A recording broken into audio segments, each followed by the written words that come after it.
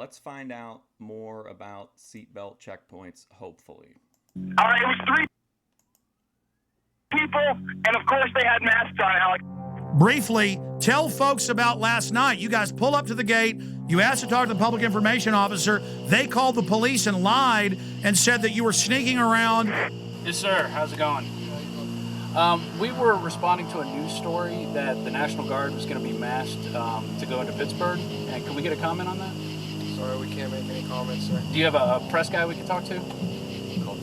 We then pulled off to the side of the road where they instructed us to. We waited around 15 or 20 minutes.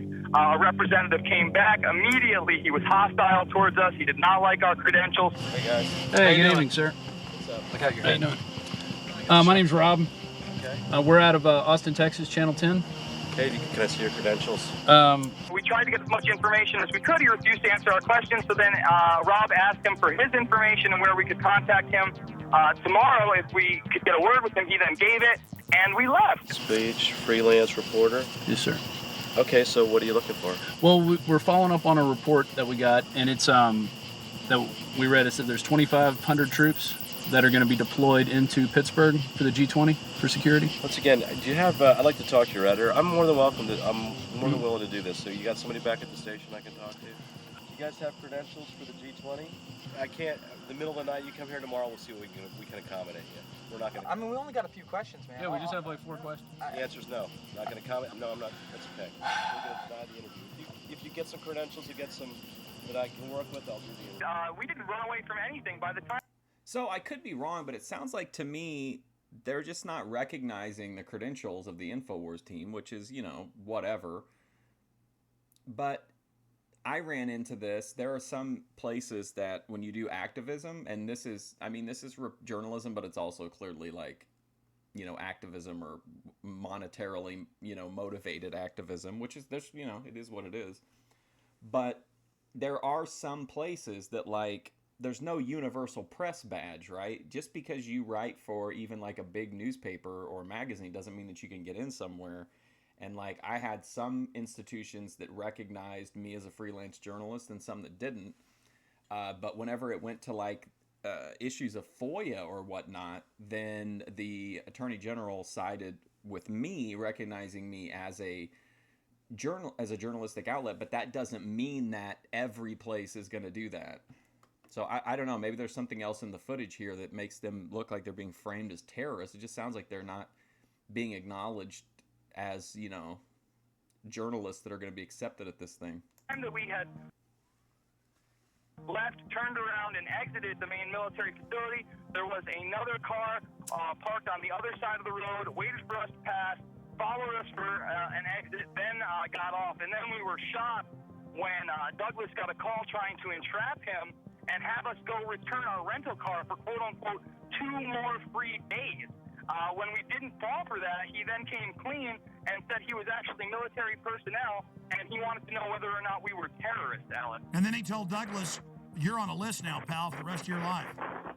Yeah, he did. With pleasure. You ran from... Okay, so I'm trying to keep an open mind here, but this seems like more typical Infowars like tactics, right? Everything we saw on camera that's documented tells one story, but then we hear about this second incident that nobody got on film, nobody got on tape, nobody recorded the conversation. So maybe I'm wrong though. Maybe we'll hear the tape or we'll hear something, but it's hard to give this credence because we're seeing with our own eyes they're being treated one way, and then they're saying, well, yeah, we're being treated terribly off camera, which maybe you would buy into, but we've seen over and over in these videos where Alex will tell us, oh, well, we weren't able to capture it on the cameras, but we were accosted by Secret Service. Like, come on. If you've got the receipts, like, post them, and if you don't, like, I don't know, saying something like that with nothing to back it up over and over again is just kind of like... Is that true? Absolutely not. Can I have your name and number so we can call you tomorrow? Sure. Okay. 17821. Well, maybe we'll get the phone call. Let's see. Mm-hmm. Chris Cleaver. All right, thank you. Okay. You're on a watch list now, pal. I need all info warriors, anyone in the Northeast, anybody in the Midwest to go to Pittsburgh now with video cameras. The troops are bought and paid for by offshore banks. The Republic is falling right now. They are openly destroying our precious Republic right now. They are openly bringing in martial law. They have troops deploying in every major city. This is just another beta test. All right, so they're at G20. I think I knew that from the earlier video, but I'd forgotten. We need everybody to go to Pittsburgh who loves this country. Come with cameras, radio host. Everybody needs to get there and needs to expose these people. And we need people to follow the anarchists. They're going to go back to military installations. It's happened in every case. We proved it in Denver. We proved it in Ottawa. We proved it in Seattle. We proved it in London. We proved it in Genoa. We prove it every time.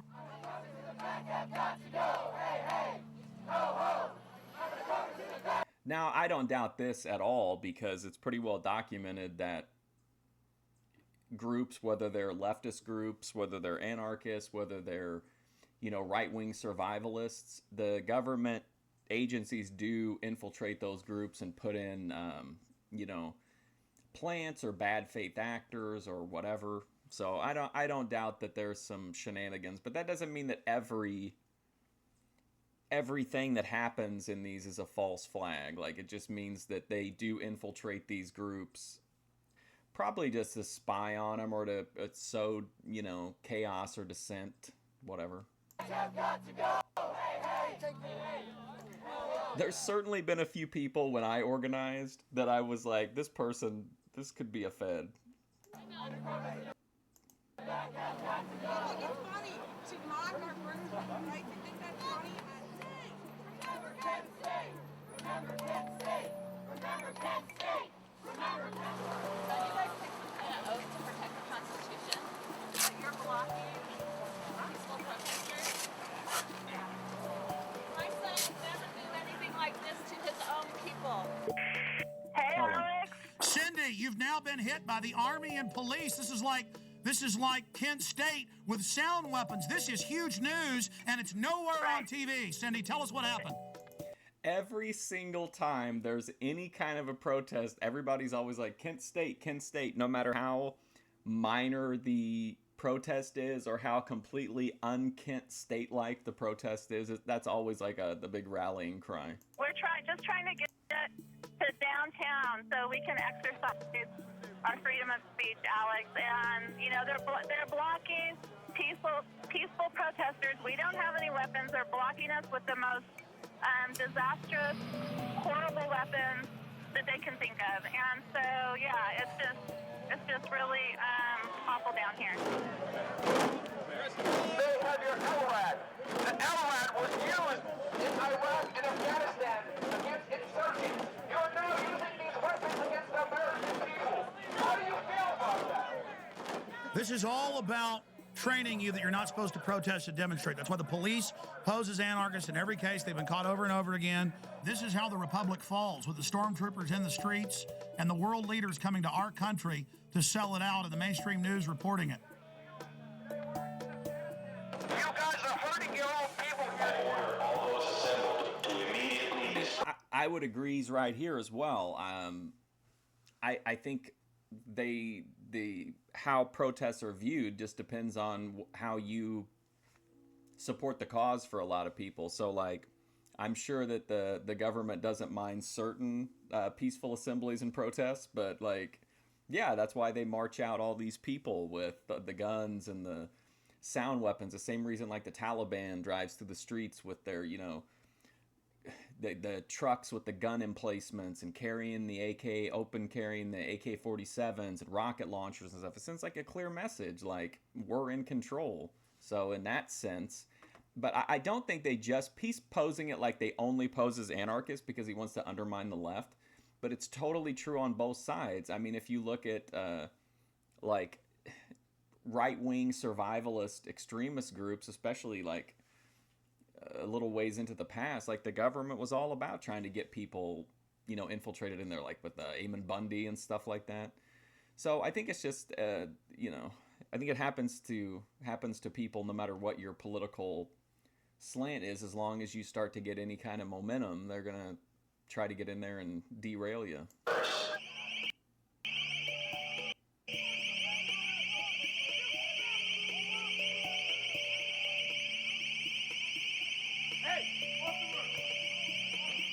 Cindy, did you know they're openly announcing the formation of a world government at this meeting? Yes, I know they are.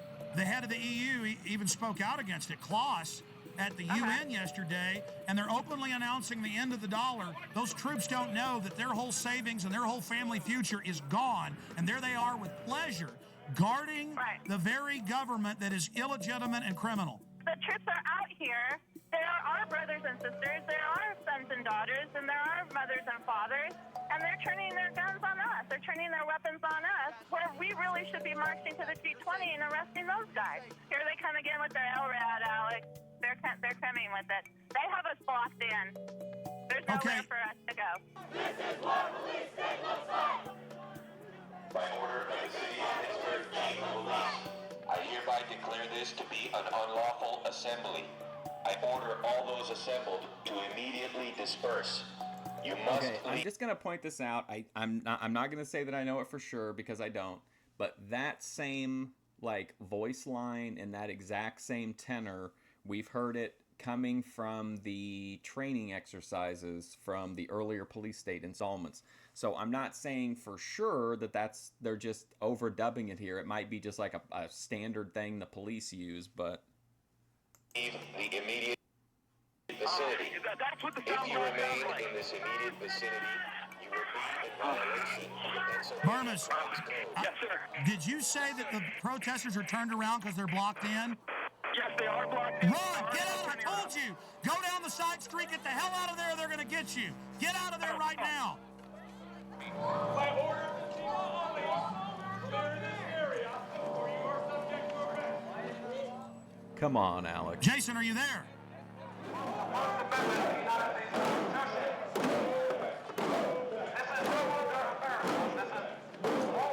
I just want to point out that this is the footage Alex Jones is showing, right?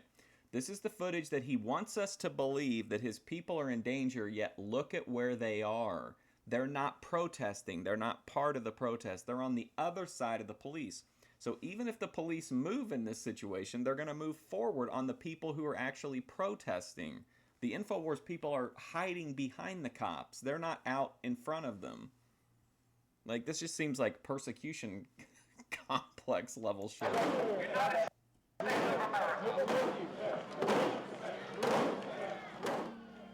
Amazing to have Burmis and Cindy Sheehan and all these people together. They're standing as Tierney. She lost her son. And the military will follow orders, and that's all this is. And there are the bankers openly setting up world government, bankrupting us by design. It's really happening. Well, here's the Examiner newspaper reporting on these sound weapons at the Tea Parties. It says both town halls took place without incident. However, the use of military device concerned San Diego. Okay, did you hear that? He screamed at the people that were there, or he screamed, at the camera that these people's lives were in danger, and then they literally just read that there were no incidents whatsoever at the event. The LRAD crowd control is primarily used in Iraq to control insurgents and can cause serious and lasting harm to humans, and they admit this. I mean, this is just outrageous. Other police action may include actual physical removal, the use of riot control agents and/or less lethal munitions, which could cause risk of injury to those who remain. You must leave.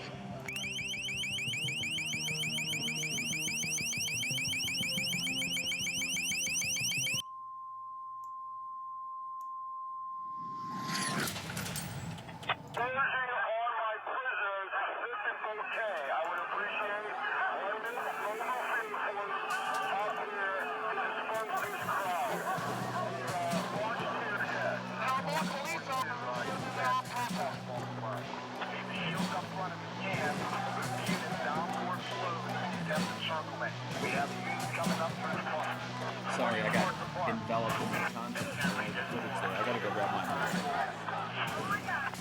This is how we're gonna push them. After we get the encirclement, we're gonna push them down forward back towards Chemley Drive Extension. Leave Chemley Drive Extension open so we continue to push. Then we'll establish a skirmish line along Chemley Drive Extension.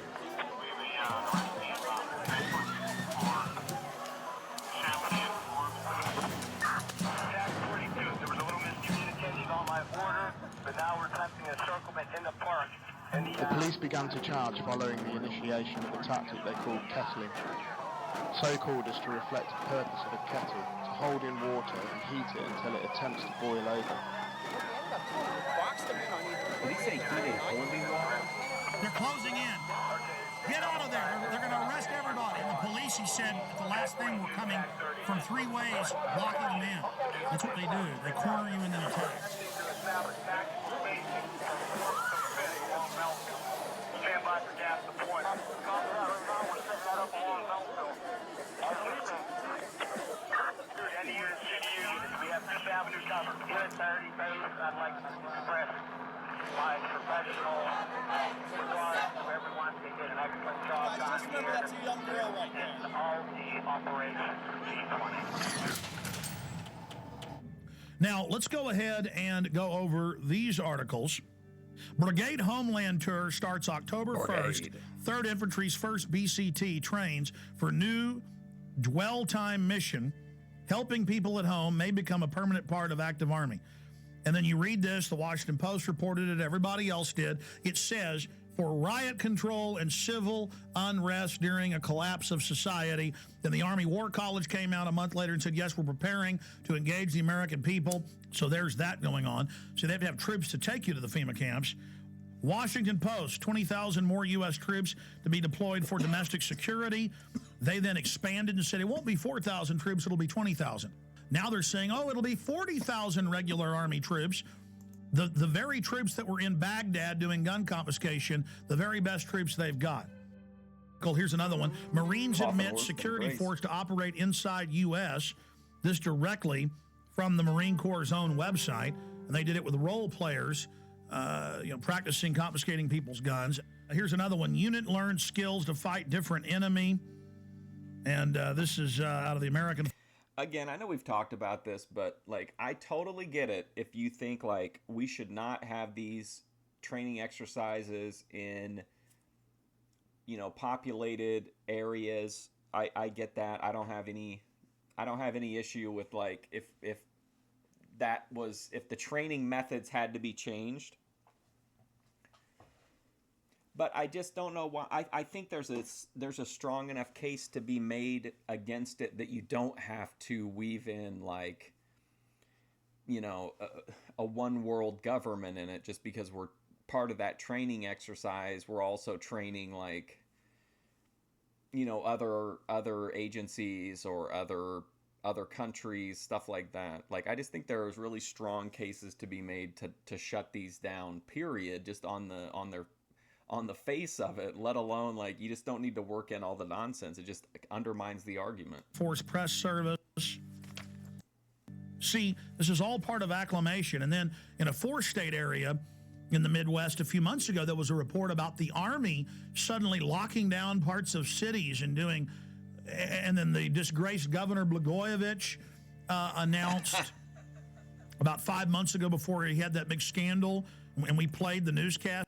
Okay, so in case you're not familiar with Rod Blagojevich, he was a Democratic governor of Illinois, and he did some good things. He had like he instituted children's health care in the state, but he sold Barack Obama's state Senate seat, and that caused a huge scandal. He ended up going to jail over it, and oddly enough, Donald Trump pardoned him. And ever since Donald Trump pardoned him, Blagojevich has been like an outspoken supporter of Trump and the Republican Party and whatnot. So, but anyway, it's just kind of funny to hear Alex Jones like bashing Rod Blagojevich then, when I think he would be much more amenable to him, a little while down the road. Here, where he said we're going to have the Army go door to door confiscating guns in Illinois. And then we have the first time the Army got called into New Orleans, going to the high and dry areas with the police and FBI. All the weapons will be taken. No one will be allowed to be armed. And then putting people in handcuffs that had guns, taking their guns. Today in New Orleans, they got a lot tougher on the holdouts. Police department, anyone home? Not only the flooded areas, but New Orleans' driest and wealthiest neighborhoods, too. Oh, shit. The police and National Guard. That's how you know the shit's hitting the fan, is when it hits the driest and the richest neighborhoods. Guard going street by street. But I get why it's relevant that the dry areas are being targeted. I just thought it was funny. House to house. We need to make sure too that whenever we knock on doors, people refuse to leave. We need to make note, call it in. They say there are no orders to use force, just strong persuasion, sometimes entering open houses with guns drawn, and instructions to disarm anyone inside. You say guns will be taken? No one will be able to be armed. We will take all weapons.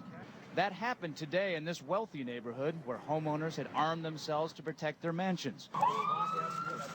Residents were handcuffed on the ground. In the end, police took their weapons but let them stay in their homes.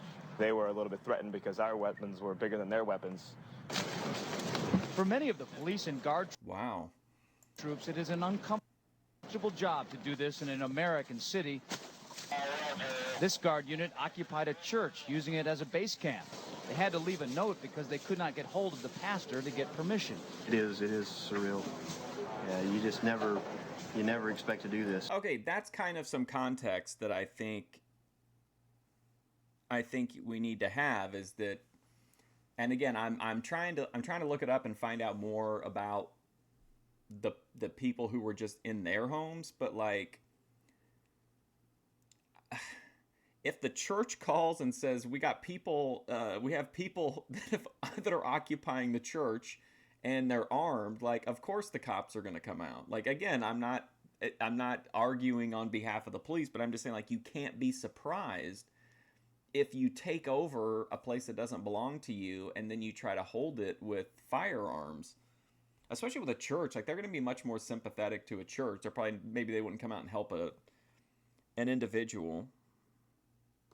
Okay, so here's what I got here from looking it up. It says, in the aftermath of Hurricane Katrina, New Orleans residents who stayed behind to protect their property were reportedly beaten, harassed, and robbed of their guns by civil authorities. The NRA has called this incident a Second Amendment tragedy and a reminder of what can happen when authorities don't respect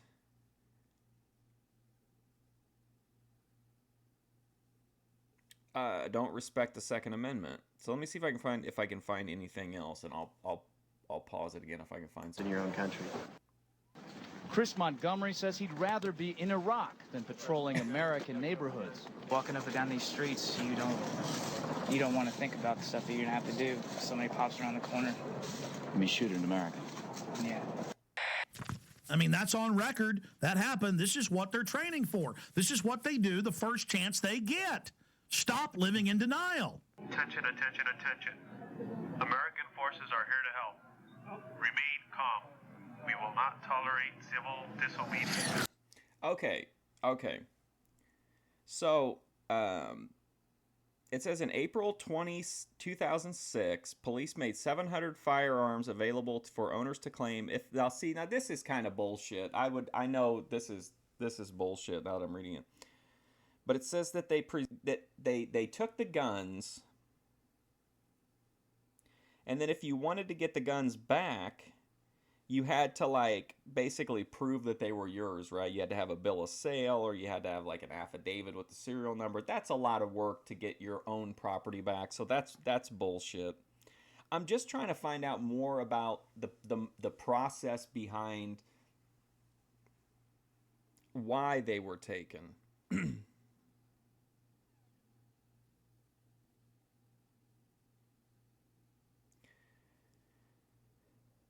And rather than just, like, go off somebody's word, like, I'd actually like to have some documentation of some multi-source would be nice, but I mean, it may be, there may be some exaggerations, but I mean, it looks like there was, the police are claiming that, like, they only took guns that were abandoned or were being used as part of a crime, and that could be true, but it's difficult to meet that out. But it's definitely bullshit that you had to jump through a bunch of hoops to get your own shit back when, like, they're the ones that came in and took it.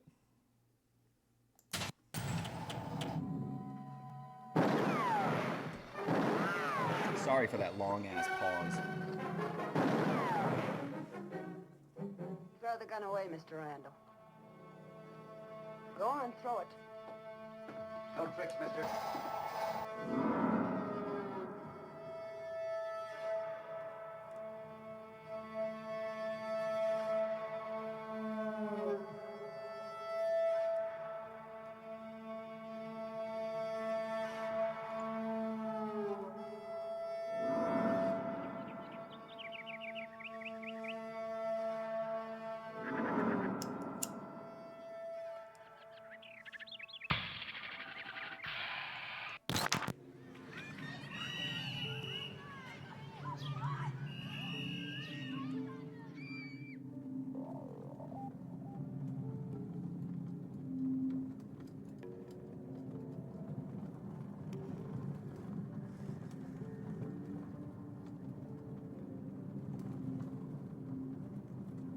This is the poorest county in Montana, and the $27 million prison has turned into a white elephant. Because there are no prisoners, Glenn and Ray Perkins got laid off after moving to Hardin to take guard jobs.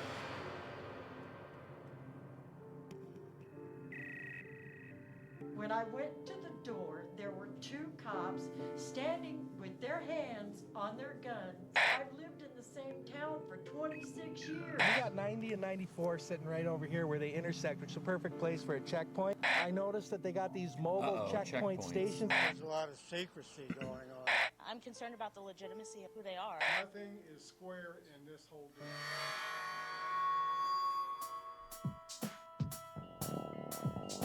I cannot let my grandchild grow up. I could definitely do a panel on providing a lot of perspective on how police forces can take over small towns. And this kind of thing.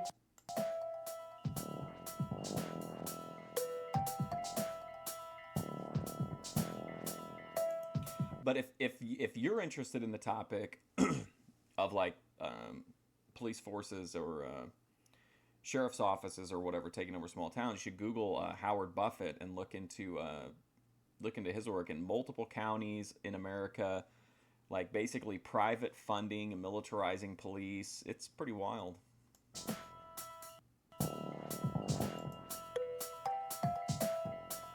And its main focus is to bring prisoners and jobs to Hardin. We've got a beautiful, beautiful facility here. Becky, it's time to get straight with us now. We need to know these things. I think the people of Hardin need to know this. Becky shared her pay package. I don't know what she made as a reporter for the Gazette, but I know it wasn't much. But here, she's getting paid $60,000 a year, plus a house, plus a Mercedes. I don't understand who this company is and why they follow the money. Where were they 2 years ago? Damn, a house, a Mercedes, and $60,000? Follow the money.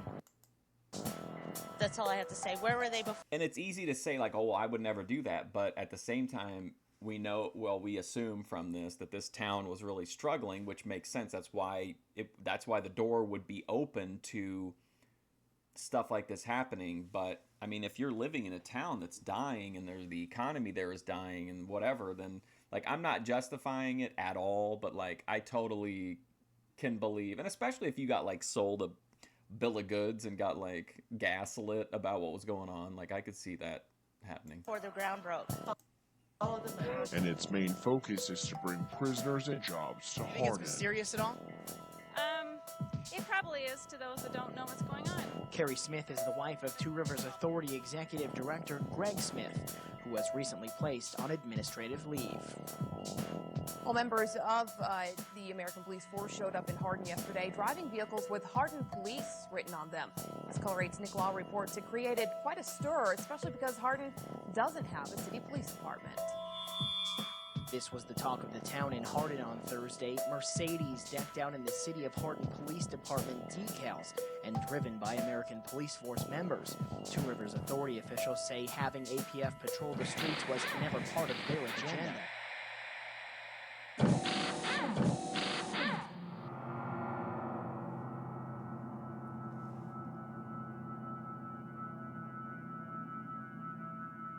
Tell people what's really happening here. Well, first of all, Alex, around the country, and it's not just in Montana, but specific areas are being identified as staging grounds. And just recently, we had 12 Tajikistan troops on BMWs. These are the same BMWs that you and I talked about meeting And by helicopters. the way, the UN admits their main force is Tajikistan, Uzbekistan, and Egyptian and Pakistani. That's their main UN force. Well, Steve, we know in Serbia they've had black sites, the secret ghost sites with the kidnap, snatch and grab people. Absolutely. We know that they're in Tajikistan, Uzbekistan, Pakistan. We know they're in Egypt. We know they're in Germany. We know they're in Poland. We know they're in the Czech Republic. We also know that they are in other areas. And so this fits. Okay, so this isn't going to be a lot of context, but at least there'll be some context.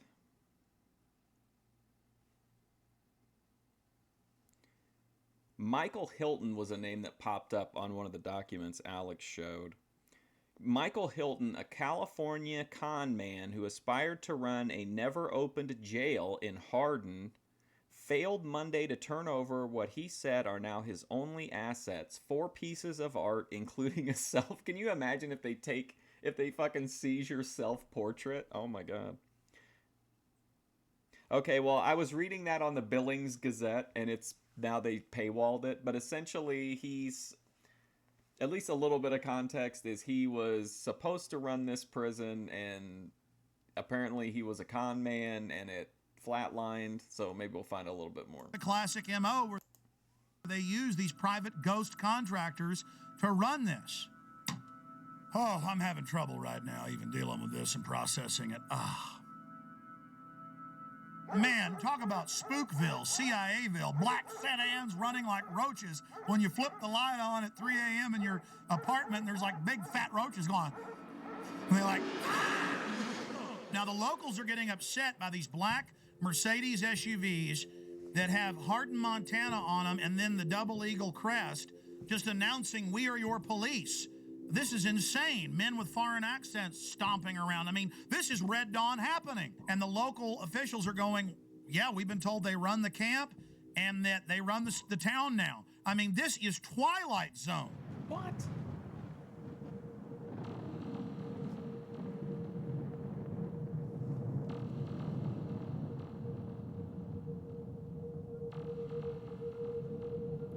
I have no doubt that a small town local government could sell out to a private security firm like this, but I just don't.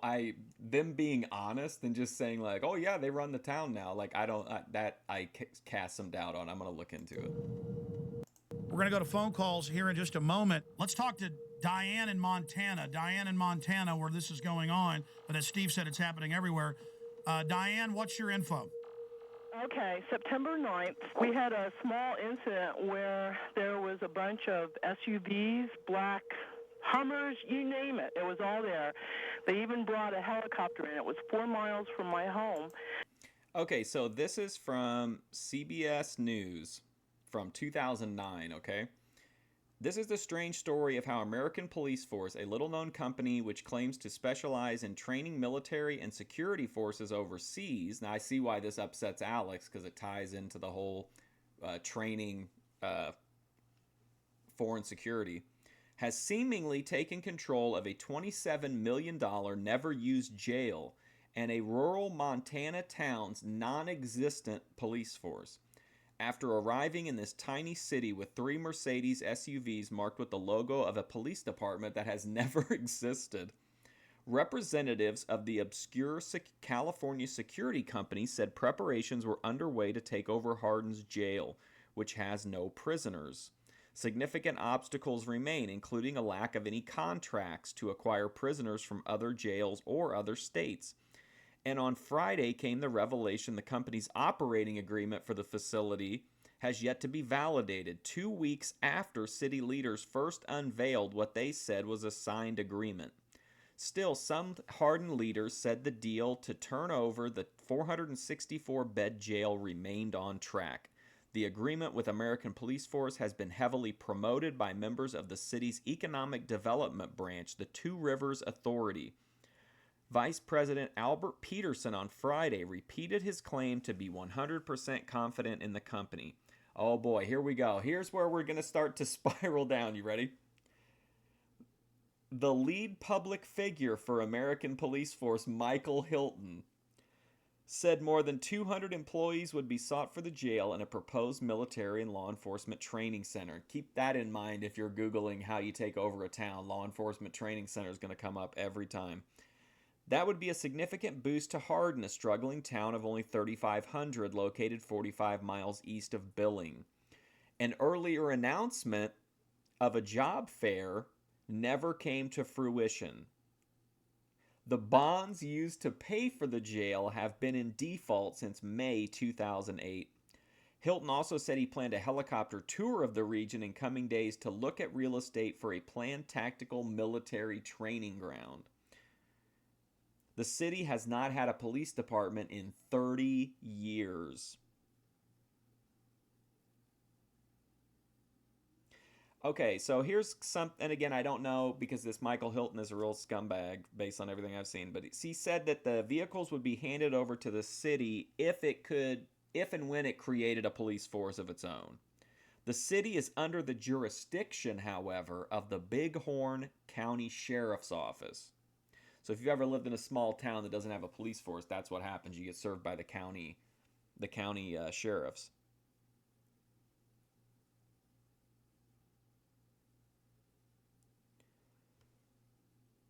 Apparently, they were trying to bring in out-of-state prisoners, and that was running into problems with like the governor. So this is a really bizarre situation. This is really strange.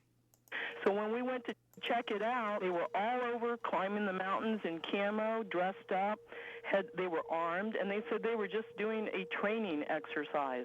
Called the sheriff's office, and we got the same story. It's just FBI training, but it was FEMA, right in Superior. And we're probably about maybe 4,000 population. What did the locals think, and how many FBI FEMA troops were there?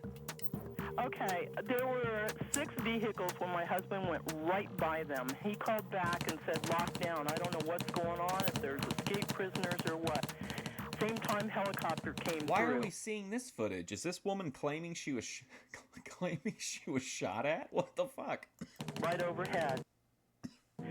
Called his secretary who was coming in on I-90, told her to check that area out and look at it, and that's when she saw all the camo guys all over the mountainside just crawling up. Asked around town, people didn't think anything about it. Is this what they were doing, swan diving while like rappelling?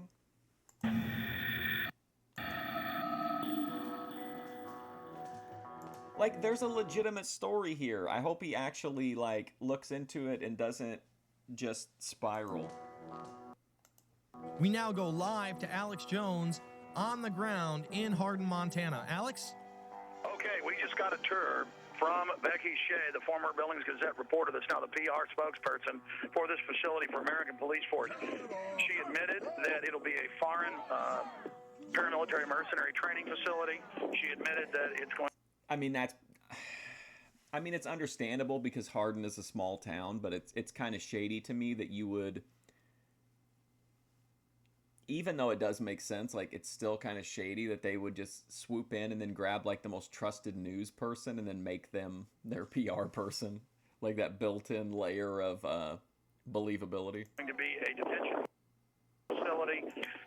The point is this is just off the charts. They're now doing massive damage control.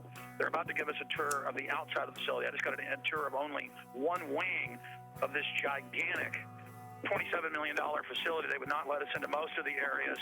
Just while I was in some of the offices, I saw blueprints, I saw documents. I'm just going to leave it at that. But this story is definitely the mother lode. This is definitely a black site / ghost site in the United States. They plan to have this be a ghost site, but locals blew the whistle. They were definitely going to try to become the police through the Two Rivers Authority, basically taking over the town of Hardin. This individual is tied in with high-powered Serb operatives. His dad is some type of high-ranking Serb, Chatar, but he won't give anybody else his name. Then you have this Hilton character. Again, that's a fake name. He's Serbian. There are German troops here, German paramilitaries, British paramilitaries, but they're keeping back from us deeper in the facility. Yes, I am in one of the black Mercedes-Benz SUVs inside the detention center. Becky is I'm going to be using the phone as a microphone so she can give us a live report. Becky, what about Blackwater connections? We've been hearing a lot about that, and the company in several places has bragged that they have Blackwater connections. I've heard so many names that it's just absolutely phenomenal to me. We're not disclosing the name of our parent company, and that's it. We're not disclosing the name of our parent company. We stand alone. Well, there's a parent company. Well, there is a parent company of American Police Force. There is an umbrella company. American Police Force stands alone as a corporation, and we are American Police Force. We are who we are. But if it's a secretive group owned by a secret group and it's headed by a 14-time felon, and then they were putting police decals on their vehicles the first few days, I mean, don't people have a right to be a little bit concerned about this, Becky? There are newscasts for saying they wanted this to be Guantanamo Bay West. That was on CNN. That was not American Police Force, and I'd ask you to go back and recheck your sources. That was too. So they've not been requesting to have this as a facility to hold detainees? No, sir. And please, everyone listen carefully. Two Rivers Detention Facility will not hold Guantanamo Bay nor other multinational offenders. We're a minimum and medium. Why did I see documents on the wall, blueprints saying foreign alien detention facility? This is real. This is a ghost site / black site that we have on. This is a FEMA center they want to hold. She was telling me, I saw blueprints all over the place, scanning them quickly. As I was walking through the facility, and she'd say, "Oh, don't tape that," or don't show that. Where it was saying alien detention, troop barracks, processing facility. And she admitted they're going to do training to process people and to go out and set up checkpoints with CAT scan scanners, is the way she called it, to scan people's goods. So this is a huge processing center. I don't think she even knows everything. She seems pretty freaked out. She gets hired and finds out all this. And we went and interviewed bed and breakfasts, because there's hardly any hotels here. At two of the places, they said, oh, absolutely. Germans, Czechs, Brits, a lot of Serbs, really hardcore-looking people, won't pay in cash, act really suspicious. They've been here for a year. I mean, this is insane, what we're dealing with up here. And they're just trying to act like it's all fine. We're not going to tell you our parent company. Everything's fine. Everything's wonderful. I mean, this is bizarro land. Well, court records from Orange County, California indicate Michael Hilton has a lengthy criminal past, including a 6-year prison sentence for a dozen counts of grand theft and other charges. And we learned just yesterday there's a warrant out for Hilton's arrest in Wyoming.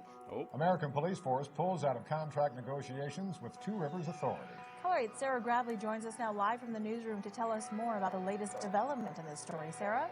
Hey, Greg, Kathy. APF spokeswoman Becky Shea says it was a company decision to pull out.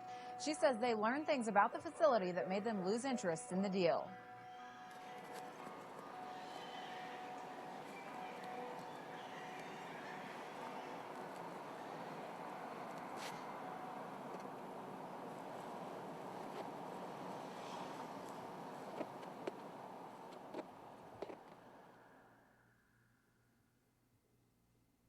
We interrupt our regular program schedule for a special report. Here is Wall Street Journal. KBR awarded Homeland Security contract worth up to $385 million to build 3 1 million person FEMA camps in the United States. It says the ICE detention and removal operations program can be used for illegal aliens and for U.S. citizens and for other emergencies. Here's the New York Times.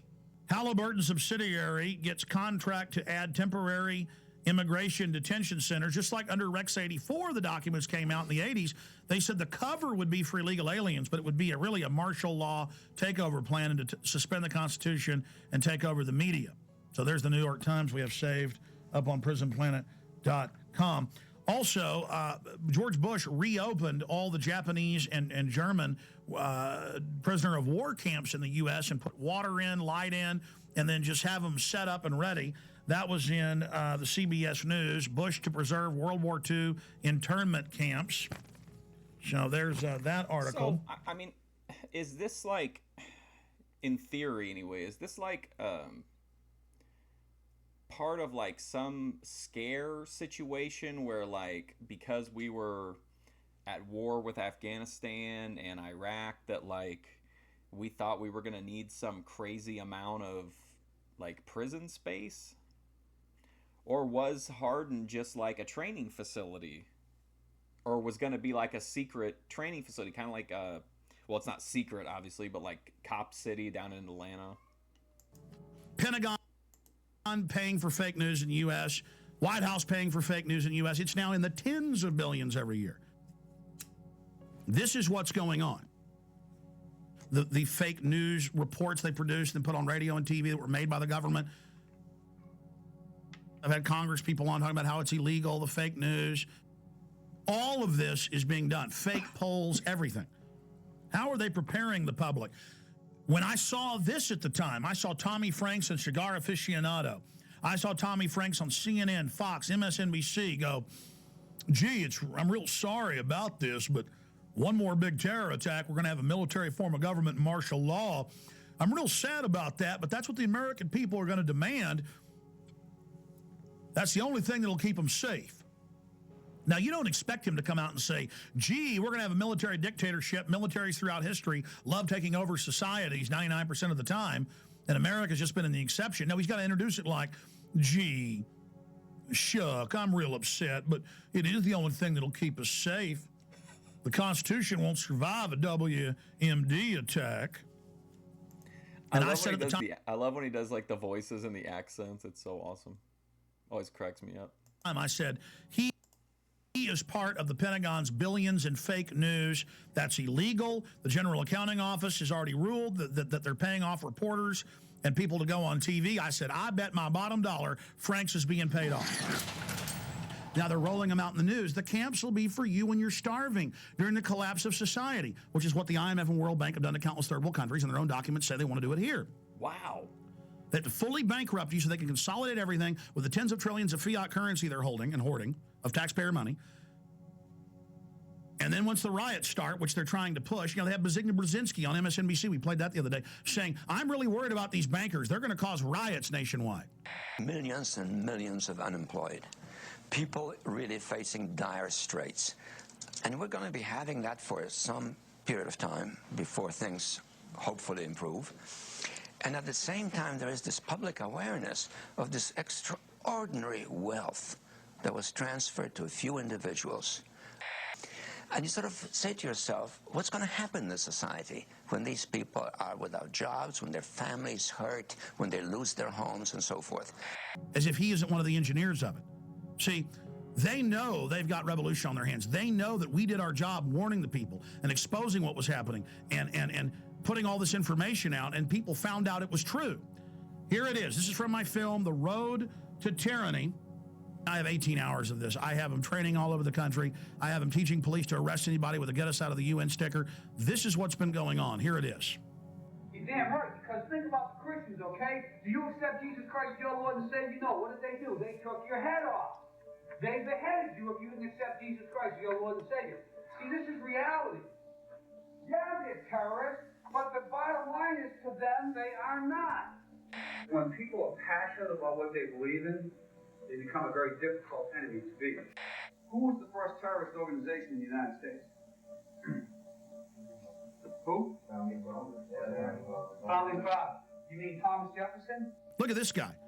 He's talking about the founding fathers and people that are committed. He's talking about constitutional terrorists. Before that, the cops are so conditioned. They say, who are the terrorists? Who are the first terrorists? The founding fathers. They all know. They all say founding fathers. They've already been taught this many times. He says that's a very difficult enemy to beat.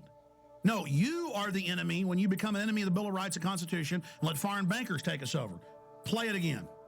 The guys who we call our founding fathers, George Washington, Mr. Honest, who cut down the cherry tree and admitted it, is the same guy who signed death orders, if you will, on members of the British government, the British Crown, who they wanted to eliminate because politically they had influence in certain pockets of the United States, at that time the 13 colonies, and they wanted to divide and conquer. They may get a whole lot of civilians, and hey, I'm going to be honest with you, okay? If they killed 10,000 civilians tomorrow with a biological agent, that's too bad for them. See, it was all about Bush was going to do this. No, Bush was a puppet. Just like Nixon and Carter and Reagan and Bush and Clinton and Bush and Obama, they're just puppets, and we always obsess over them, and the media acts like they're running something. It's the executive power held by the National Security Council.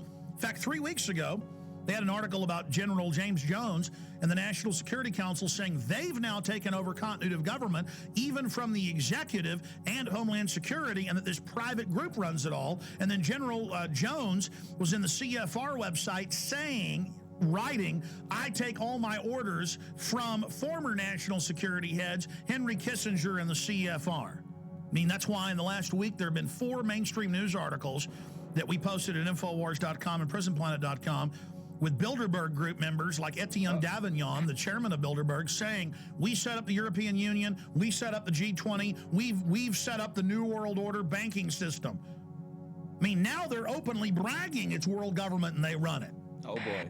But it is the awareness itself that will drive the change. And one of the ways that Al Gore is a body double. Everybody knows that.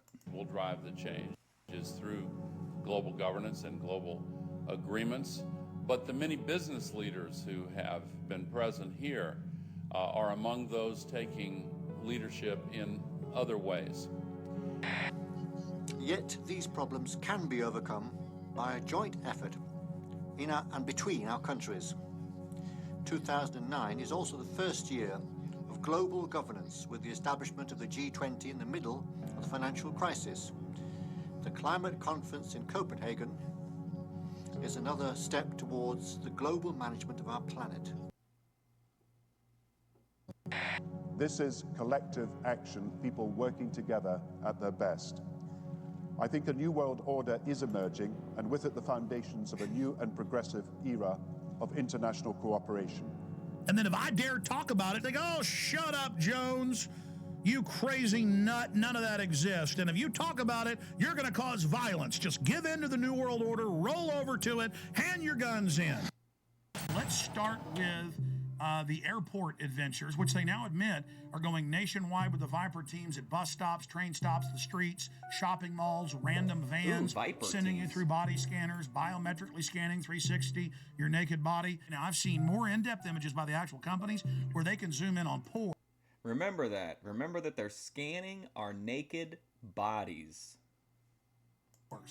Okay, so they're showing you a low-res image, but totally naked. Your family, it's child porn. They don't care. Now, if you take a picture of your 2-year-old daughter in diapers, and this made ABC News and CNN, the children's bottoms weren't even seen, but because the children had towels around them hugging. That was a 3-year-old and 2-year-old. They were arrested. Their children were taken. So that's things that aren't bad are called bad. But then the government recording your naked wife, you, your children, and now they're going in at all major airports, 214. Okay, so bear with me for a second here. Okay, I looked up this Viper task force, right? So this is from HoustonPublicMedia.org, a service of the University of Houston. It says that the Viper Squad will focus on tracking down the most dangerous offenders posing a significant threat to our community. The Viper Task Force, which is like short for violent person, is what they say. I think they just picked it because it sounds cool. They said they picked 20 deputies to work for the county. So it's a county-based organization as well. So the county commissioners voted unanimously to approve $2.6 million to fund it.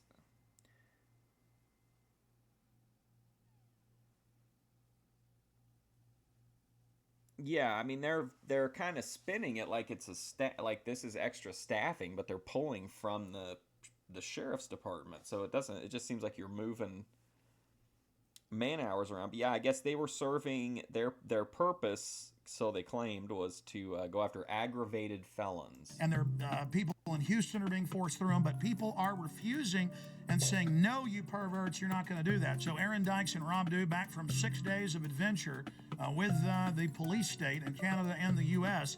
Tell us what happened. Well, I got hit up first. This was in D.C. flying to Detroit. Because you got long hair. You get pulled out every time. Some kind of Al-Qaeda. But Aaron was already through security, and I walked through, and they go, "Oh, sir, can you step in here?"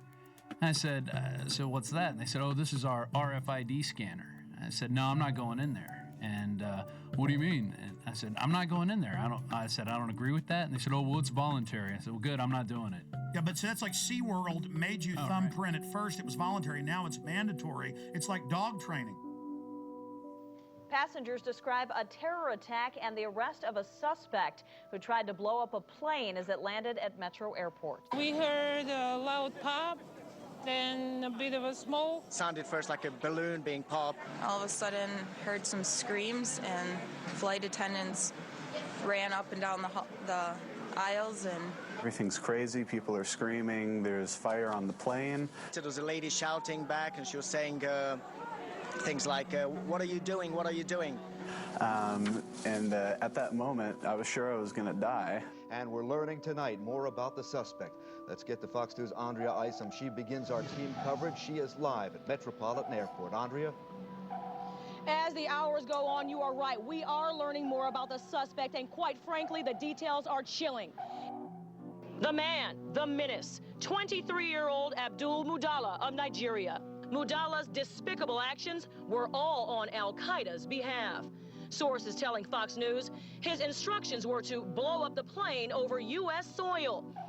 The intelligence community knew about Umar Farouk Abdulmutallab weeks ago and failed to spread word that would have put him on the no-fly list. The father of the suspect in the Christmas incident warned U.S. officials in Africa about his son's extremist views. That a report was prepared and it was sent on to the CIA in Langley, Virginia, CIA headquarters, but it was not disseminated to the wider intelligence community. Obviously, when you have a father coming in and talking to the embassy about a son who's radicalized, gives the embassy the passport number, the first thing you would think is a very fast effort to see if the person's got a visa and suspend the visa. One of the things you don't know about is the number of people that we have turned away because their name has been on the watch list or on the no-fly list. Only my mom could, but not me and my dad, because both me and my dad are on the watch list. Tough to believe, but 8 years later, we are still talking about connecting the dots and a failure to communicate. Call for immediate reviews on how this guy got on the plane and how he was able to get some explosives on the plane. So we got a while to go. This is a controlled patsy. Facts are facts. You can have your own opinions, but you can't have your own facts. And we have this same pattern that we've seen again and again. We have these individuals that have very limited mental equipment, but nevertheless they're able to work miracles. In other words, they can do things that a normal person would never be able to do. You'd be arrested, you'd be questioned, you'd be searched, you'd be stopped in some way. He gets out of countries, he's disheveled, looks like he's drugged, stumbling around. I mean, this is classic. He doesn't get on any serious list for scrutiny or special search. And then we have this famous story of the well-dressed Indian who accompanies him. I saw two men, and they caught my eye because they seemed to be an odd pair.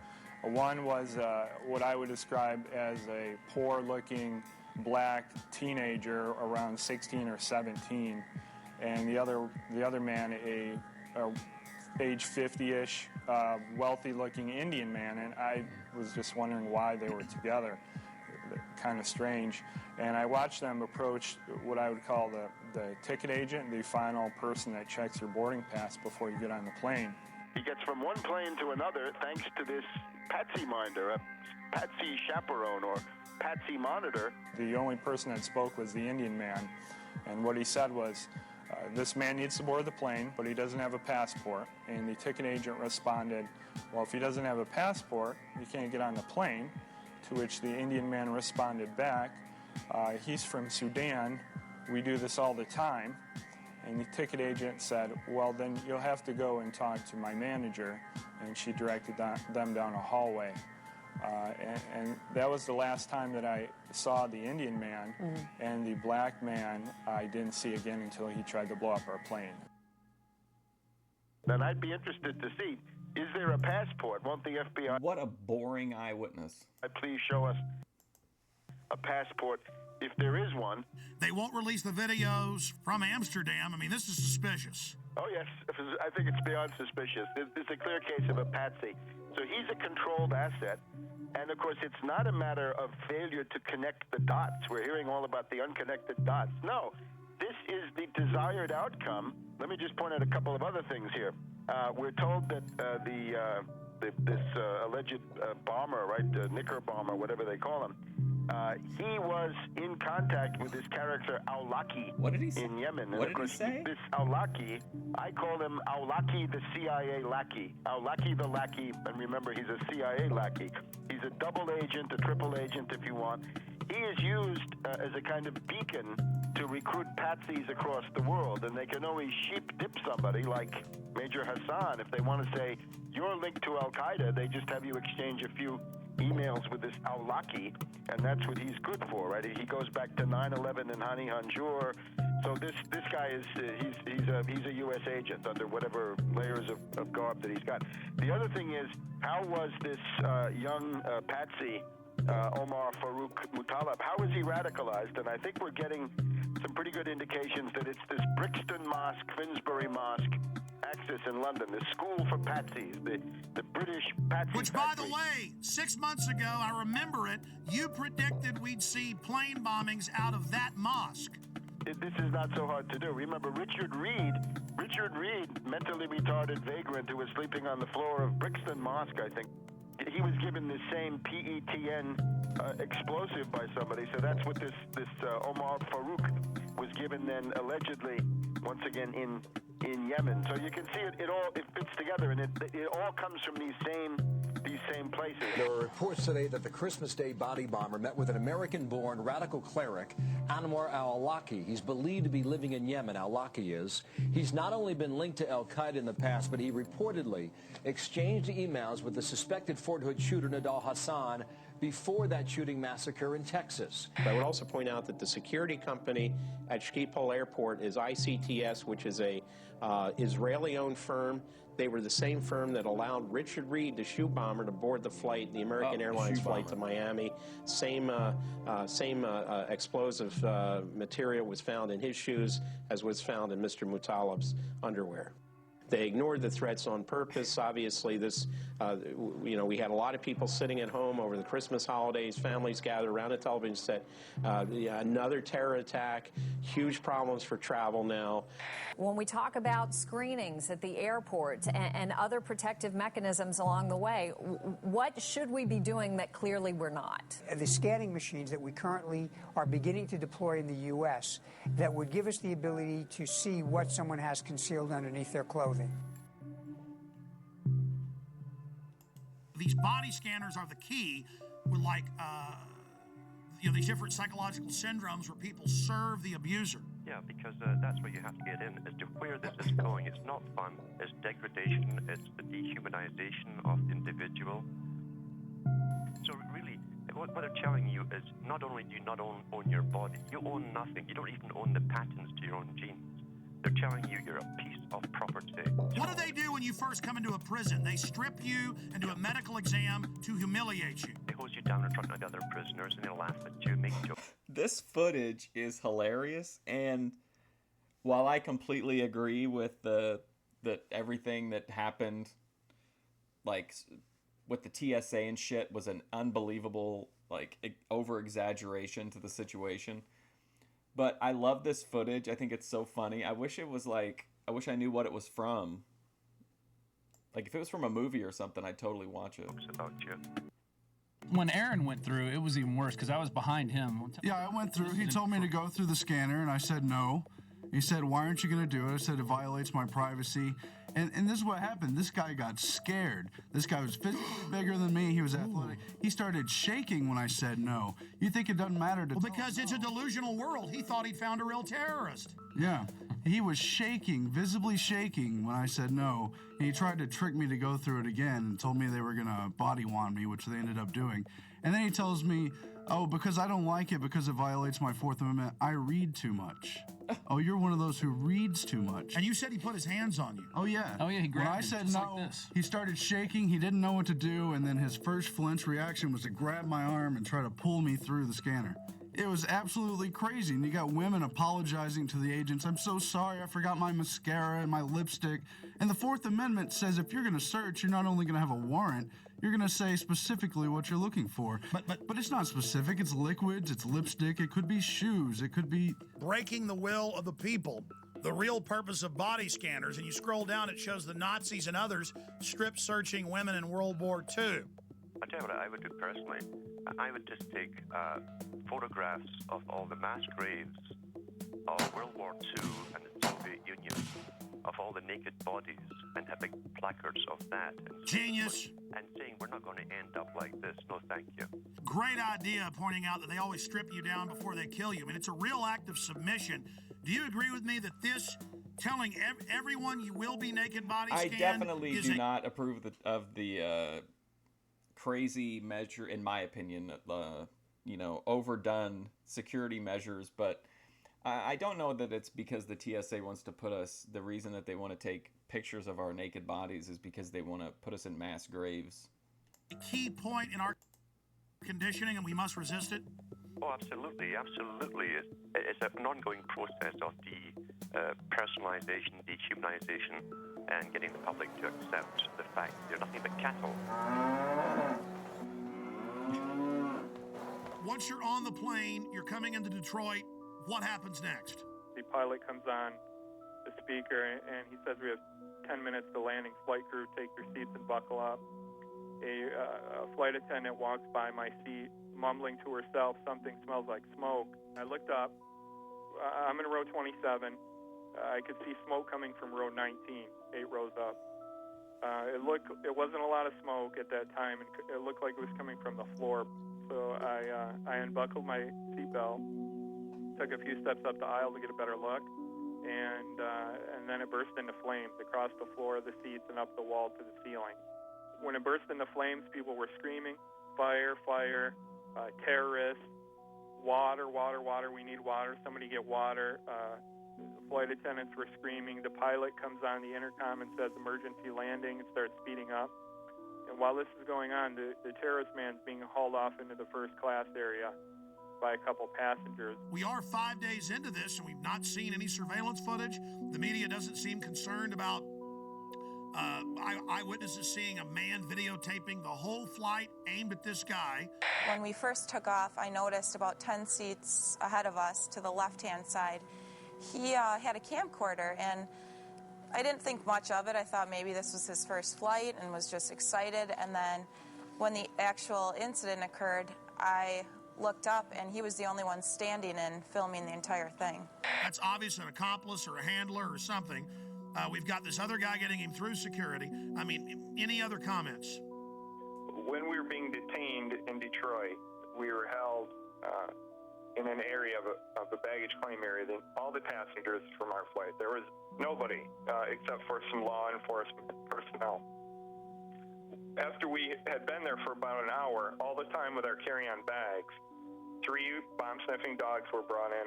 One of them sat down by the bag that was brought in by the man in orange. He had an orange. He appeared to be of Indian or Pakistani or some similar descent, maybe around age 30. Did you see Alex Jones's eyes light up when he said the man in orange? He was walked back to a room, not in handcuffs. He went in the door. He was in there approximately an hour. When he came out, he was handcuffed, taken away. An FBI officer came up to the group of the rest of us passengers and said the following, which is not exact, but close. You're being moved to another area. It's not safe here. I'm sure all of you saw what just happened and can figure out why you're being moved. We were taken to a customs area, and they brought bomb dogs in, checked all the luggage with that. Another person was taken aside and handcuffed and brought out, and we were moved into another room for safety reasons, they told us. My story on this has been the same all along, and the FBI now has 5 versions of their story, which I clearly lay out with the time period and with each version, and they're not credible. There is absolutely no excuse for the reason why. Number one, we're left on the plane for 20 minutes, not knowing if there was another bomb there. Number two, security allowing us to take our carry-on bags off the plane, and we stood there with all of our bags together for an hour until the bomb-sniffing dogs arrived. And then, after they found one, well, then we're moved to another area, and now they don't want to talk about the man who was taken away. You were there. They didn't stop him for immigration violations. The dog went over and sat down in front of his bag, the alert for explosives. Right. Exactly. Unless this is a passport-sniffing dog. This is a huge story, one of the biggest out there. The FBI is on this full time. They know what's going on. Why are they being dishonest? And how do we investigate this when the investigators themselves are engaged in clear obstruction of the... Okay, so let's take just a second here real quick and look at this. So their story for the first 5 days was that only Umar acted, or only Umar was involved or detained. So for the beginning of the next day, we are told that a man in orange was taken into custody, but he was being held on immigration charges. But then in the afternoon of that day, they said that that guy was taken into custody, but he was from another flight. The next day, so now we're 6 days from the event, a passenger from Flight 253 did have a canine alert to his carry-on baggage in the baggage area of the CBP facility. He was placed in handcuffs and escorted to an interview room where he was interviewed and searched. There was nothing found during that search. Okay, and then their story the day after that is that a man from another flight, Northwest Flight 249, was arrested on suspicion of immigration violations and led handcuffed through the area where the Flight 253 passengers were gathered. A sniffer dog reacted to agricultural or food products inside the bag of a third man, which was off another flight. So the story does evolve somewhat, but I mean, we're in the minute here. They're not changing the story a year down the road. And again, I'm not saying this isn't shady or whatever, but this seems to me like a pretty steady flow of new information, and they're just updating as they're going. In fact, you can see on 1230, the new information is like the same day. So they could be lying. This could all be just an elaborate whatever, but it doesn't seem like they're really changing the story that much. It just seems like they're updating the story with more information. True. I don't know how else to take it. It's either utter incompetence or intentionally hiding something, and I don't know how to take it. And still, we're now, 8-9 days into this, and we still haven't seen the Amsterdam footage. Well, and also, why aren't we seeing the video of when he's going through metal detector, passport check, and boarding? This is a modern airport. You'd think they would have video of all this of some sort. They didn't say, oh, we'll look at that. They just said, no, there was no one helping him, which is very suspicious, instead of just putting the footage out. If somebody robs a bank or holds up a gas station, well, there's video footage of the incident on the 11 o'clock news, usually that very night. If I'm not correct, well, show the video. What are you hiding?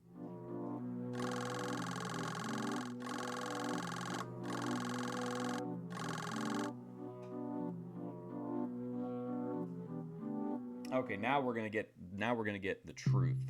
Well, now Sunday it came out. 6 days ago? Authorities were watching different Nigerian on Christmas Day flights, CNN. What a way to take a huge issue and just kind of put it out there like it's milquetoast. Okay, there was somebody else. Yeah, they did arrest him, but we're not going to talk about it. Kurt, there's a definite cover-up, and you've been vindicated in triplicate. Not only that, but I don't know if you caught the ABC News article that came out over the weekend. There were a couple sentences snuck in the bottom of this article about female suicide bombers. I don't know if you caught this. No, tell us. I'll read it to you word for word. Federal agents also tell ABC News they're attempting to identify a man who passengers said helped Abdul Muttalab change planes for Detroit when he landed in Amsterdam from Lagos, Nigeria. Authorities had initially discounted the passenger accounts, but the agents say there is a growing belief the man may have played a role to make sure Abdul Muttalib did not get cold feet. Oh my God, you've been vindicated by them on that. But obviously they think the trail's cold now. They have all the surveillance footage. They were involved in a cover-up. Kurt, this is huge.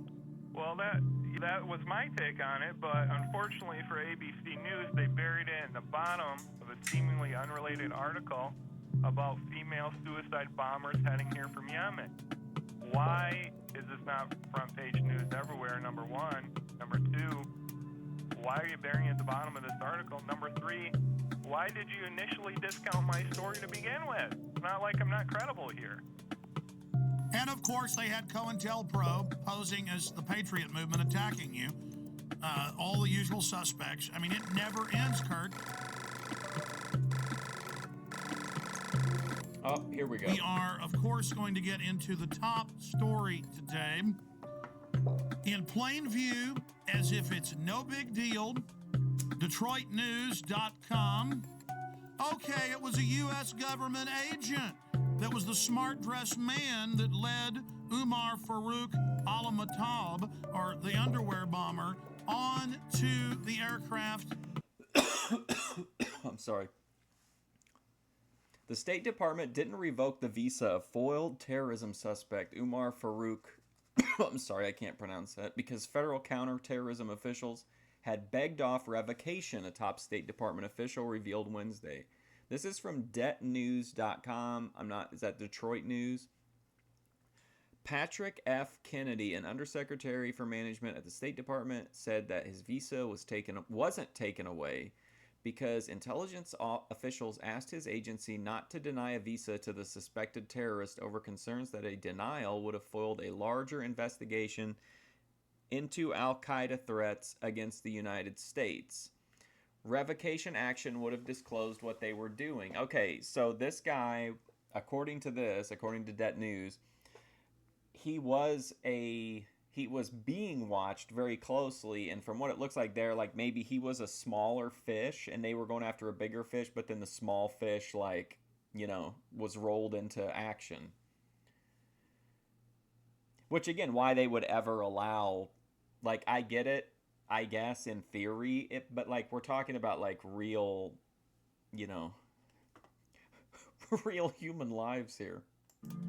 In Amsterdam, after a month plus of lying and saying that no such man existed and saying no one else was pulled off the plane in Detroit, supposedly with the bomb. Now they've admitted that happened as well. Kurt Haskell, the lawyer, and his lawyer wife, they've both on record have been proven right with other witnesses. And you add how they were already getting in. Look, if we can't trust Kurt Haskell's lawyer wife, who the hell can we trust? Yemen, that's now confirmed. Washington Post, they were planning to already launch a bigger attack, 2,000 troops there. And then right on time, right as the body scanners were scheduled to go in January nationwide, that was already scheduled, folks. They're saying on the news, oh, now we're doing this. Now I went and looked it up. They were scheduled to go in the additional 214 airports. They were in less than 20. So although we have acquired these machines, they are not as widely deployed as they should be. In your current role as a consultant, do you have an interest in body scanners? We consult with all kinds of firms, including firms that do manufacture body scanners. You do have some interest in more sales of body scanners. As well as a lot of other security measures. But I would point out that I've talked about this for probably the last 3 years. Read what the scanners do to really your body. Showcase your package. And the TSA guys, again, you need to know why you're going to be dying in 5 years of cancer. Go ahead. And then we find this article about terahertz waves, which is what they use to do this scanner. This came in today. And according to one of their studies, I'm just going to read this real quick. Terahertz waves are in the electromagnetic spectrum between microwaves and infrared. And they pass through non-conductive materials such as clothes, paper, wood, and brick. They say the forces that are generated by these THZ fields are tiny and resonant effects that allow the THZ waves to unzip double-stranded DNA, creating bubbles in the strand that could significantly interfere with processes. Okay, so just for a little bit of context, Alex had said in this video that there were that when this was made, there were 40 body scanners in 19 airports. According to what I'm seeing here on USA Today, there are 793 body scanners in 157 airports, although they remain optional for people who want to have a more expedited way through. So he's correct in that they were going to expand the program, but so far we have not seen them take, at least from what I can see here, take steps toward making it widespread mandatory. Expression and DNA replication. So step in the microwave. And of course, the fools don't know that the reports you've pulled up and I've looked at, these things are leaking. But the TSA guys are going to love dying of cancer. Oh yeah, this is fun. Surrounding it, they're all around it. The thing's right there. Well, see, that's kind of the good thing, though. See, evil always gets judged. These guys make excuses. They're going to make excuses about scanning naked children, scanning naked women and men. They're going to make excuses. Okay, so teeny bit more context on that. As of December 15th, 2015. The TSA updated their policy, which actually does make this mandatory for some passengers for security reasons.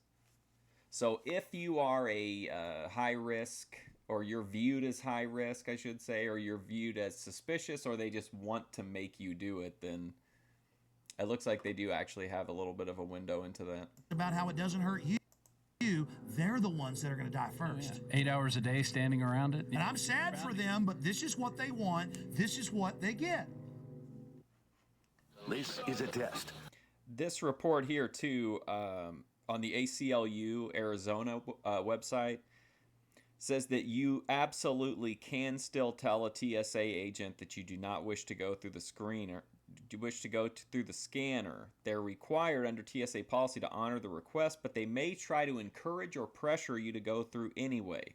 To be as clear as possible, say, "I opt out." Of the emergency alert system. So if you don't want the TSA to see your genitals at the airport, I opt out. Let's go ahead and play the clergy response team clip. Now remember, before this became national news, we got the secret documents from pastors who've been recruited by FEMA. We posted the secret documents with FEMA phone numbers. Train your flocks to turn their guns in. Train your flocks to go to FEMA camps. Train your flocks to take forced inoculations. People didn't believe us, just like they didn't believe the MIAC report. Then, suddenly, local news began reporting it, but like it was a good thing. Now, listen, will martial law ever be a reality? And the preachers are there, being paid by the government, faith-based initiative, now continuing under Obama, to tell their flocks to do what they're told by the authorities, and the government's biggest threat is the American people. That's a quote. So, this is specifically the pastors getting ready for us to go to FEMA camps. And there's thousands of pieces of evidence like this, and Glenn Beck saying it doesn't exist. Here it is. Law ever become a reality in America? There's so much here. There's so many things that he can point at and be like, this is wrong, and here's why, and here's how it harms us. Like, there's so much bad shit about the TSA, and instead they don't focus on it's got to spiral off. Like, entertainment-wise, I get it. Like, that's more entertaining, but he's really losing the plot here. Some fear any nuclear, biological, or chemical attack on U.S. territory might trigger just that. And as KSLA News 12's Jeff Farrell discovered, the clergy would help the government with potentially their biggest problem, us. From my cold, dead hands. Charlton Heston's famous declaration captures a truly American value, the overarching desire to protect our freedoms. But gun confiscation is exactly what happened during the state of emergency following Hurricane Katrina in New Orleans. We're back on this. U.S. troops also arrived, something far easier to do even now thanks to last year's elimination of the 1878 Posse Comitatus Act. That forbid U.S. troops from policing on American soil. If martial law were enacted here at home, like depicted in the movie The Siege, easing public fears and quelling dissent would be critical. And that's exactly what the clergy response team, as it's called, helped accomplish in New Orleans. Jeff, the primary thing that we say to anybody is let's cooperate and get this thing over with, and then we'll settle the differences once the crisis is over. Such clergy response teams would walk a tightrope between the needs of the government versus the wishes of the public. In a lot of cases, these clergy would already be known in the neighborhoods in which they're helping to defuse that situation. For the clergy, one of the biggest tools that they will have in helping calm the public down or obey the law is the Bible itself, specifically Romans 13. Because the government is established by the Lord, and that's what we believe in the Christian faith. That's what's stated in the Scripture. Civil rights advocates believe the amount of public cooperation may depend largely on how long they expect a suspension of their rights might last. And see, here is Mother Jones. Should Obama control the internet? It says right here. Man, Mother Jones on Alex Jones. Nice. Senator John Rockefeller, goes by J. Rockefeller, has announced they need to end the internet, that it's bad, and that private companies will have government hubs tied into them to snoop on everyone without warrants and to be able to shut down the web instantly. See, right now the government has to get warrants and go out and seize all the hubs. Here's another one. America's secret police. Intelligence experts warn the proposal to merge two Pentagon intelligence units could create an ominous new agency. And the head of cybersecurity just resigned 3 weeks ago, saying the Pentagon and Homeland Security are taking over the internet and it's a threat to freedom in America. So their own guys quitting, saying this takeover is happening. All the radio and TV in the nation under the emergency alert system in 96, under a federal law and executive order, FEMA is wired into the transmitters themselves and cable to take over all the systems and broadcast anytime they want. Before, the stations would tune to a signal themselves. Now that's out of their hands. All of that's going on. So see, they've got the preachers, they've got the citizens, they've got the military prepared for martial law, and they could remotely listen to you even when the cell phone's off. That's standardized the cell phones. And all telecommunications companies were given $9 billion total to put in whole floors for the NSA to move into. So the NSA doesn't tap the phone companies, they are the phone companies. I think we can all agree that there's got to be a lot of truth to the whole monitoring thing, because, I mean, we all have had the thing of looking for something and then all of a sudden you start getting ads for it and you start getting emails about it. So, I mean, this stuff is not too far out of the realm. Whether it's happening for the reasons that Alex Jones thinks or the reasons that I think, which I think it's for commercial corporate purposes more than New World Order. Just like FEMA on all radio, TV, cable, you name it, is already in control with hubs at the transmitter site or at the satellite uplink site. The last piece of equipment, this is in my film Police State 2000, by the way. See, I was sitting there talking to the engineer in 1996 at KJFK FM, and he calls me over and goes, "Look at this, Alex. They're ordering us to do this. Here's all the secret documents. We're not supposed to show this to anybody." And I was sitting there reading it. FEMA takes over through this. Everything you do goes through this system. I mean, that's what you hear when it goes, bang, bang, bang. You know, this has been an emergency alert system. That is a federal test tone going via shortwave radio transmitters, dials in, and takes control of your radio station. And that's what they say right here. During emergencies, when they're rounding people up and arresting them and shooting people, their job is to keep the media shut down. They don't have to come arrest Alex Jones. They hit one button, the internet shuts off. They hit...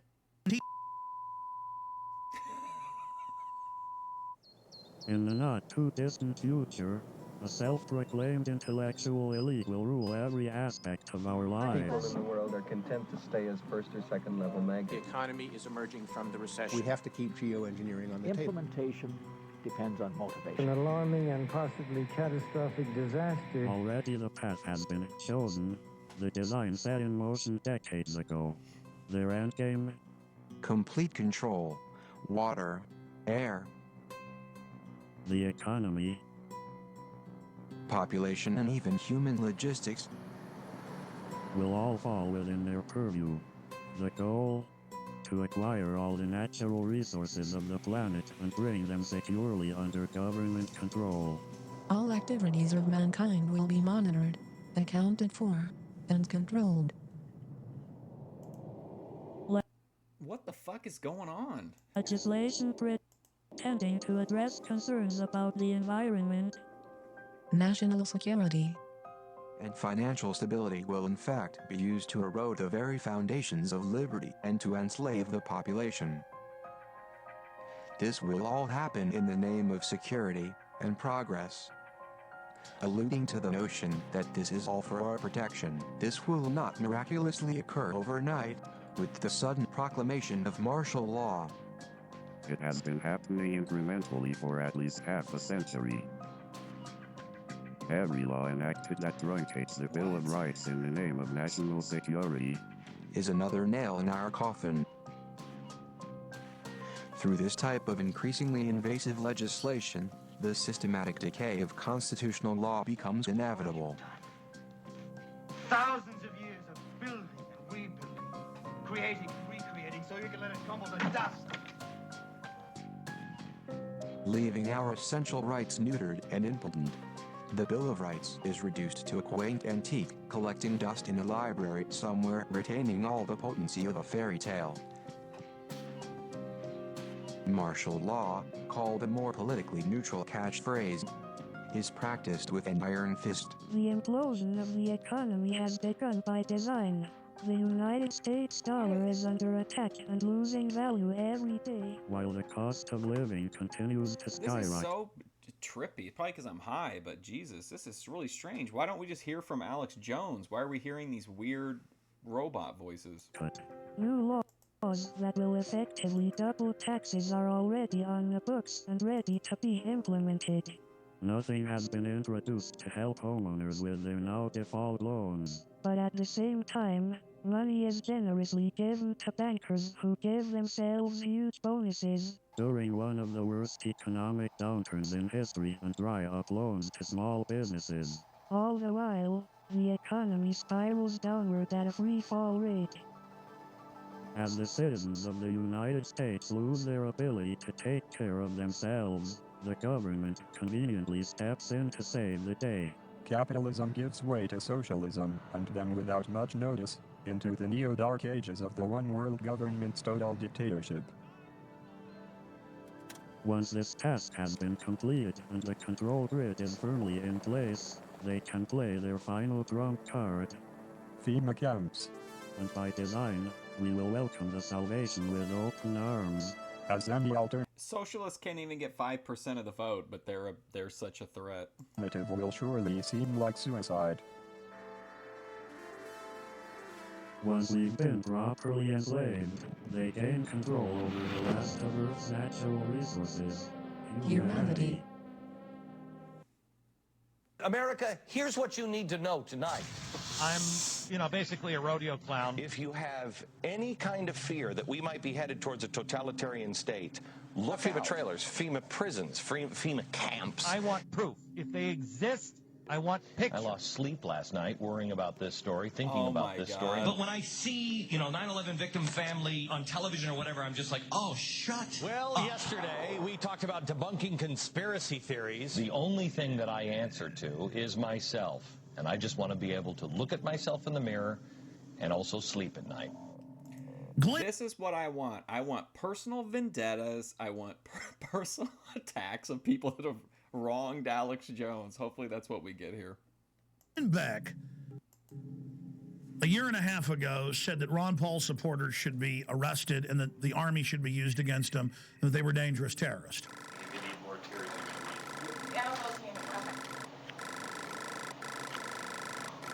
Try to keep your eyes open. I know it's probably impossible. Or that's what I'd have you believe.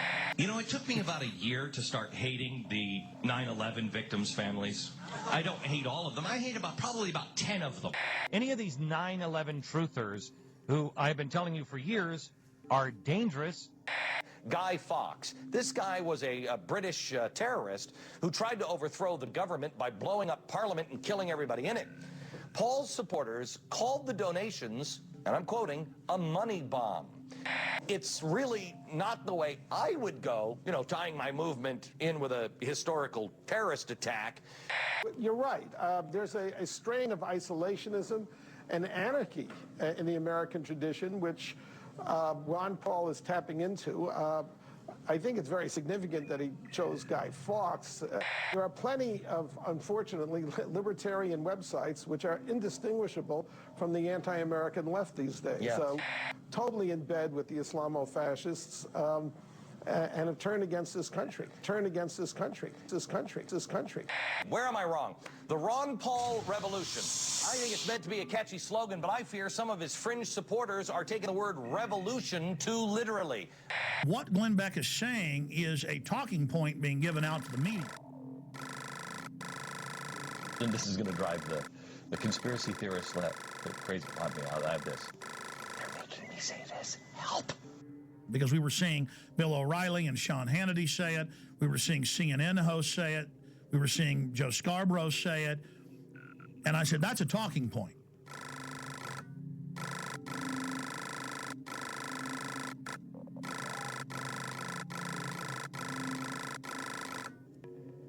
And then suddenly he started saying a few months ago, I'm going to expose the FEMA camps. If these things exist, that's bad, and we will cover it. If they don't exist, it's irresponsible to not debunk this story. We have an independent group on this program looking into it, turning over every stone. I am going to bring you this story. He announced a few weeks ago, I'm going to have Popular Mechanics, the yellow journalist, on to debunk all of this. So I asked James from Popular Mechanics to do an investigation on several projects. The first one is the FEMA camp. Yes, and so we put a reporter on this, and what's so interesting here, we're waiting to really do a definitive deep dig on this. We don't like to just come out and say, oh, we've debunked it, after we've looked at it for 2 days. And how is Glenn Beck debunking it? I have predicted tonight, we'll see if I'm right, that he will do a straw man and focus on the websites that are getting it wrong. And what we did was we looked into these claims. You can't go and visit every one of the 600 sites that some of these conspiracy theorists claim. So we started looking at the ones that are most popular on the internet. And I said, well, look out, folks. He's just trying to get your confidence to then discredit it later.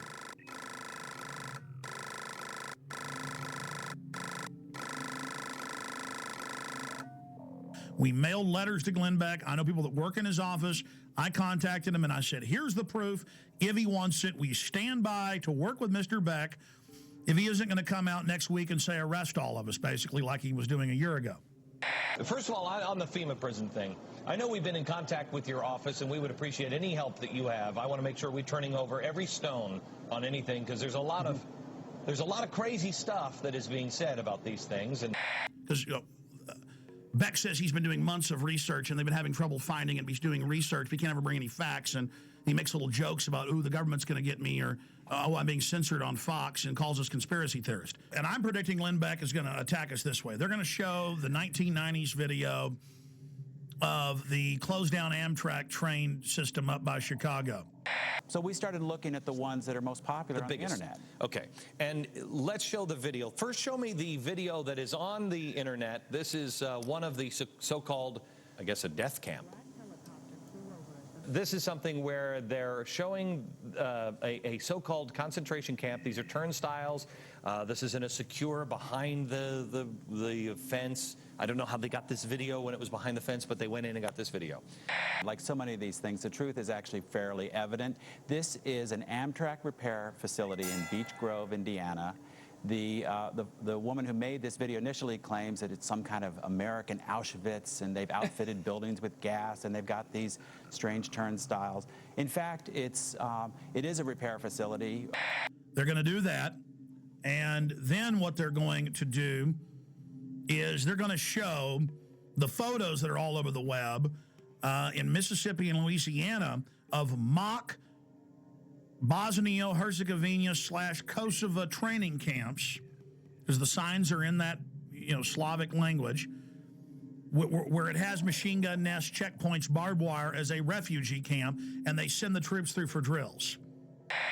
Show me the pictures of, I think this is Camp Grayling.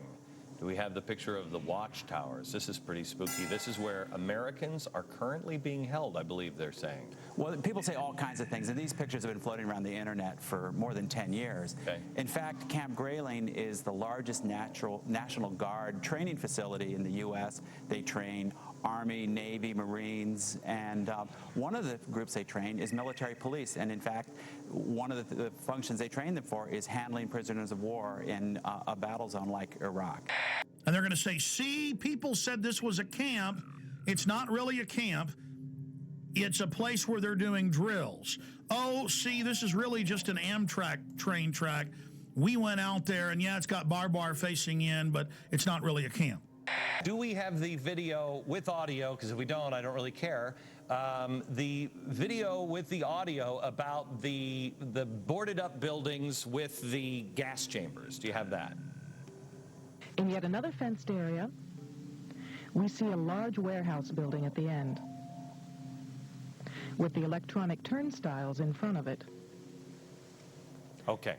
That they were putting gas heaters of some sort in there. Right, and what we found out is, first of all, one of those buildings has been knocked down. The other ones were upgraded. Their heating system was obsolete, and more than 15 years ago. What am I predicting Glenn Beck's going to do tonight? What have I been predicting for weeks he's going to do? He is going to come out and say, look at this. This is just a regular prison. And they're taking photos of it and saying it's a camp. Oh, look at this. There's a kernel of truth. They have introduced a bill for during emergencies to have FEMA places for folks to go. I mean, they've got to do that, you know, like Katrina. Oh, look at this. This is an Army training facility for a refugee camp simulation. Oh, look at what I mean, I know how they operate. I know how Popular Mechanics operates. I mean, I was right about Glenn Beck setting you up when he said he was going to expose the FEMA camps, and I said, you watch, he's going to debunk them. Well, trains, I believe Auschwitz had trains. I'm just saying, Jim. Well, once you go down that road, you can't really, if somebody's wants to be convinced of that, you can't really debunk that. I understand these people because he reads off a script, ladies and gentlemen. I know the sheet of music he's singing folks, off. The mainstream media will never own Mark Fusion. I know the next line in the chorus. This stuff is scripted. So the establishment comes out and mixes some truth about FEMA camps and things, but then makes jokes about it, mixing it in with patriots and gun owners are dangerous. He's currently doing that. And then some of them get fooled by that. I challenge Glenn Beck. You claim you've been doing research for weeks on this and you can't sleep. Okay, buddy. Everybody's going to email you, your radio show and Fox News, the last 45-minute piece we've done. Your little staffers can watch that, and everything there can be Googled, pulled up from government documents at the Army.mil and FBI and everywhere else, and then you'll have a clear picture of what's being set up and how they now have to orchestrate an economic collapse to get us to accept this as society breaks down.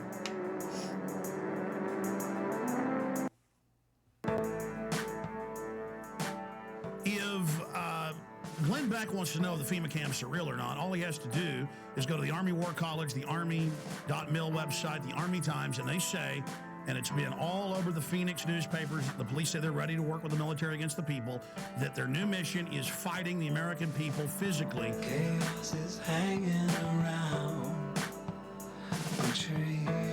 All right. So that was the final installment of Police State 4. Not my favorite one in the series, but I liked it once Alex got fired up. I don't really care for a lot of the in studio stuff a lot of the time because I'd rather see him interacting with people, but I thought the second half of it better than the first half for sure. So that's a wrap on Alex Jones versus the Police State.